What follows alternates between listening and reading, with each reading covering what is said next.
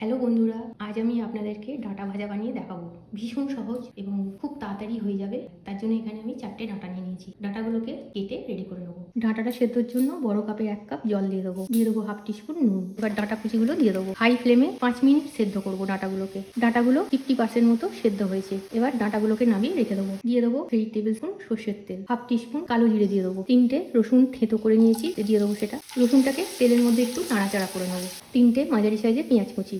পেঁয়াজটাকে হালকা বাদামি করে আগে ভেজে নেবো। দিয়ে দেবো একটা মাঝারি সাইজের টমেটো কুচি, হাফ টিস্পুন কাশ্মীরি লঙ্কার গুঁড়ো, হাফ টিস্পুন ঝাল লঙ্কার গুঁড়ো। পেঁয়াজের পরিমাণে দিয়ে দেবো নুন। দেবো অল্প পরিমাণে জল দিয়ে পেঁয়াজটাকে মশলার সাথে ভালো করে কষে নেবো।